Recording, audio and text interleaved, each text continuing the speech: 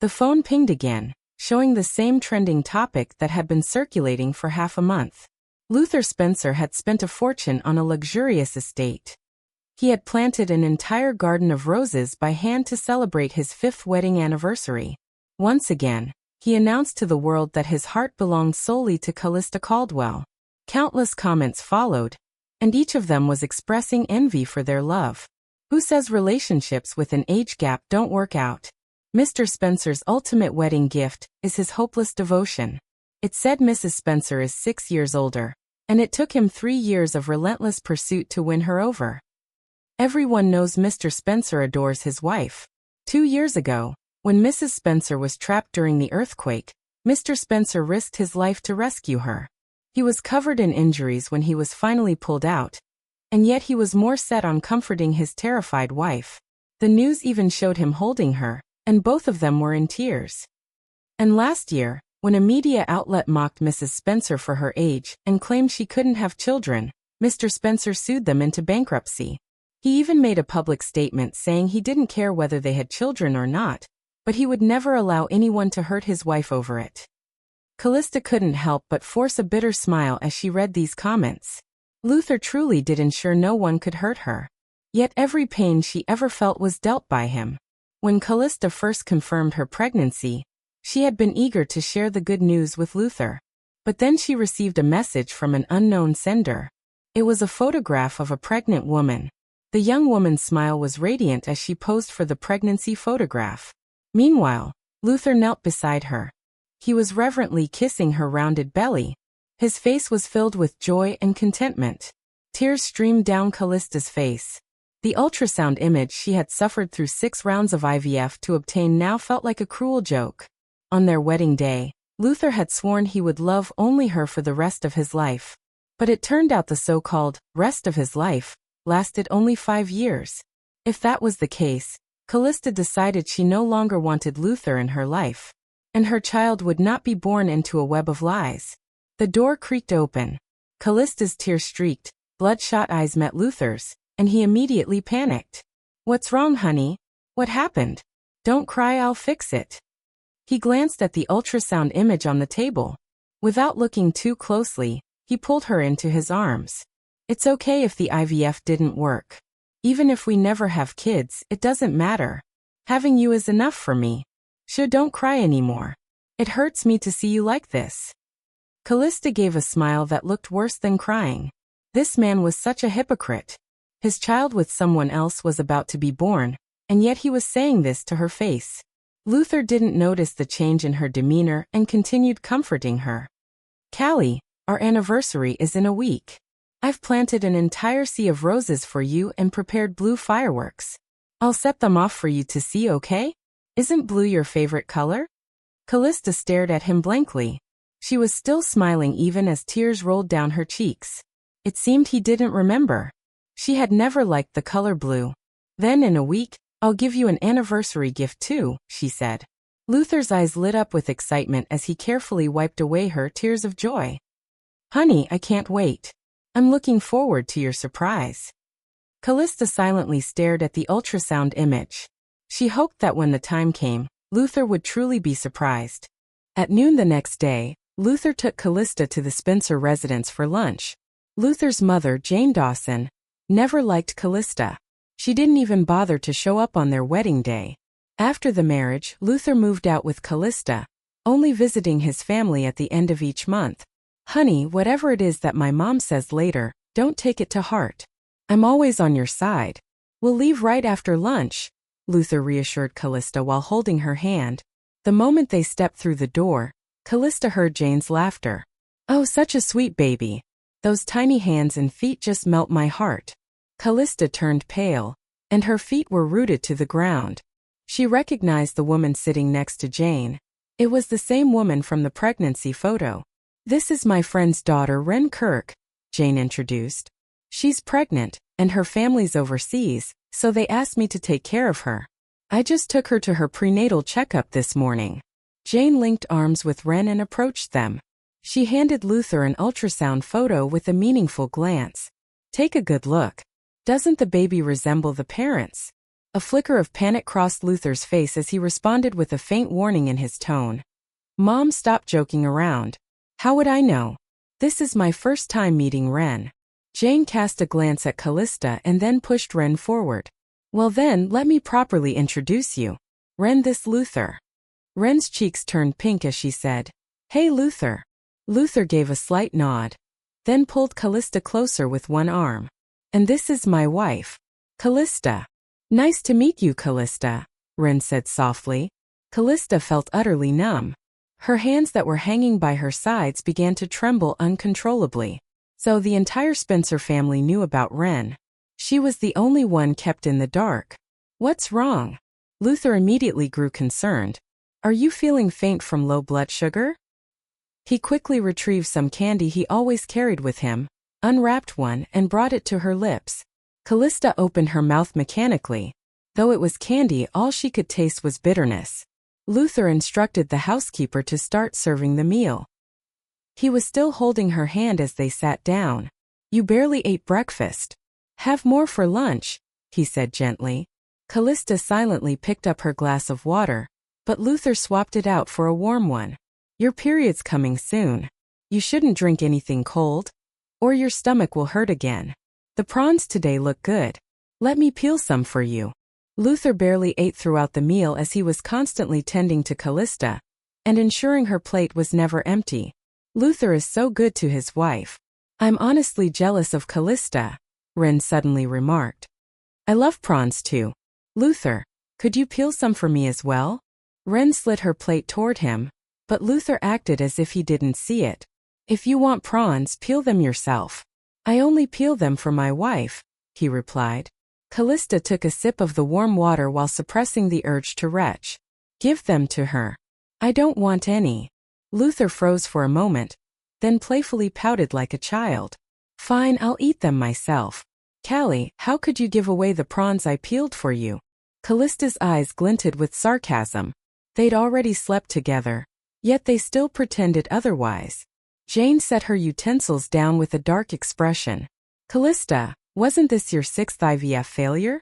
Since Ren is here, why don't you get some tips from her? Mrs. Spencer, I don't really have much experience myself, Ren replied. She blushed as she shook her head. My boyfriend and I conceived on the first try. It just happened to be my birthday, so maybe being in a good mood helped. Well, my daughter-in-law here is 10 years older than you. She's not really comparable to you, Jane said with a mocking tone. I'm planning to let Ren move into the house so I can take better care of her. Plus, maybe her luck will rub off, and I'll have a house full of grandchildren soon. The moment she finished speaking, Luther cut her off firmly.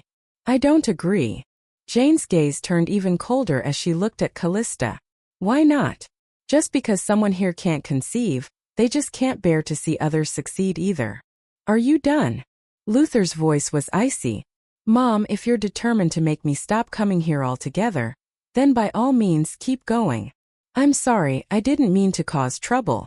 Ren stood up with teary eyes and hurried away. Luther instinctively took a step forward as if to chase her but stopped himself, realizing how inappropriate it would be. I'm done, Callista said coldly as she watched the drama unfold. She stood and left without hesitation. The moment she walked out of the Spencer residence's gates, a notification appeared on her phone. A verification message from Ren. March 5th is my birthday. That was our first time. He didn't let me leave the bed all day. That day, Callista had suffered her 5th IVF failure.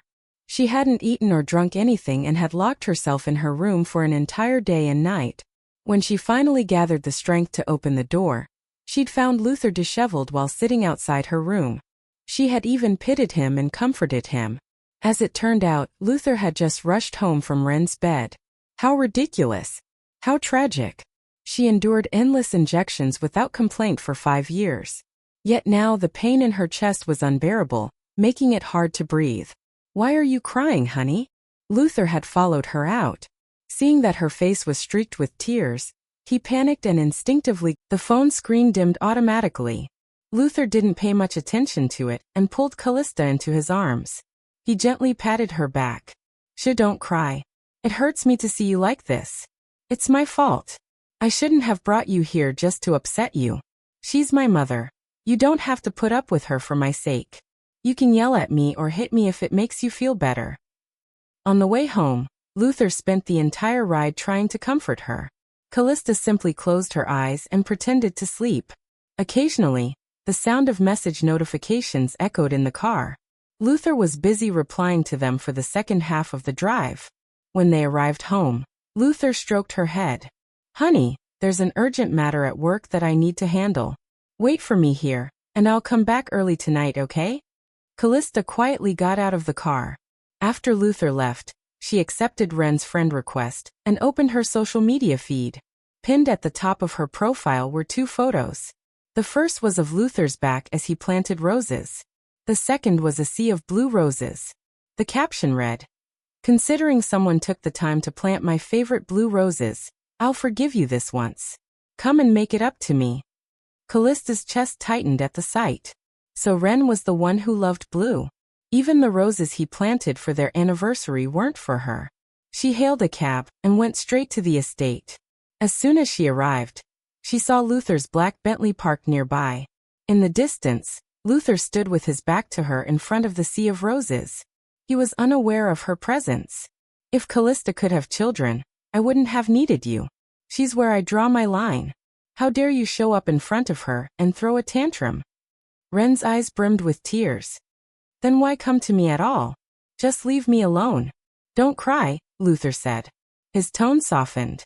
As long as you behave, I'll take care of you for life. Ren wiped her tears and smiled before throwing herself into his arms. I can be even better if that's what you want.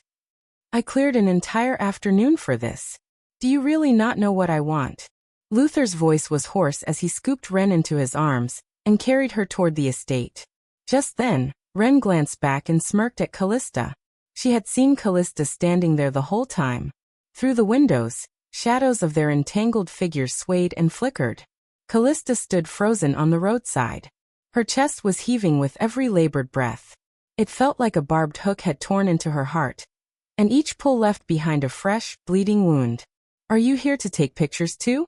Mr. Spencer and Mrs. Spencer still have such a loving relationship after all these years. It's really enviable, a woman nearby remarked with a smile as she snapped some photos. Mrs. Spencer must have saved the galaxy in her past life. Every woman dreams of having a husband like Mr. Spencer. Callista laughed bitterly as tears streamed down her face.